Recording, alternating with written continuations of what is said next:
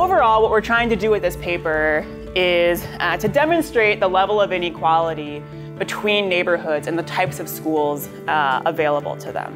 At this point, I am well and good convinced that growing up in a low SES neighborhood reduces children's future life chances, and I have nearly a century of, despite what some scholars may argue, I think I have nearly a century of research kind of backing me up across methods and spaces on this point. If you look at income segregation among all households, which is this black dashed line here, going back to 1970, it really hasn't changed that much. Since the Coleman Report over 50 years ago, scholars have demonstrated that who a child attends school with shapes his or her achievement, either because of parent resources or sort of the type of other resources, either teachers or money or other things that schools can sort of attract based on who attends them. So what we can take away from this graph is first, neighborhoods schools in the lowest income neighborhoods serve many fewer white and Asian students compared to high income neighborhood schools over here. So the average free and reduced price lunch rate in schools serving low income neighborhoods is 78% compared to 30%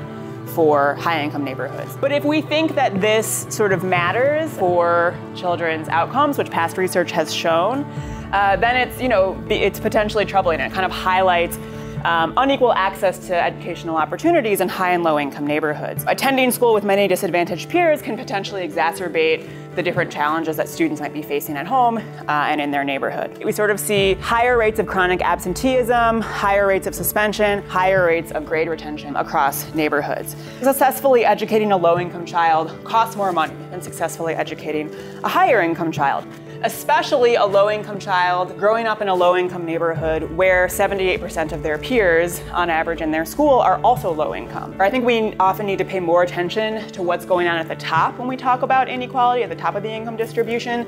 It isn't just a story about disadvantage.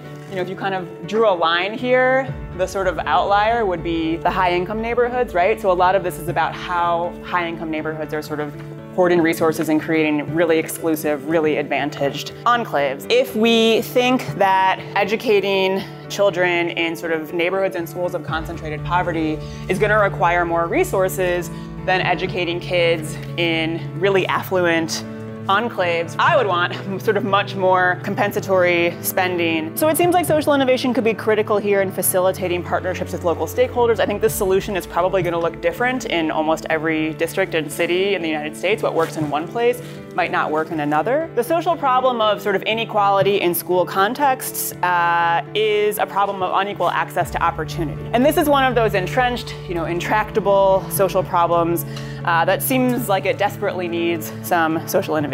Now our task is to think about how the social innovation framework could be helpful in shedding new light on unequal access to opportunity.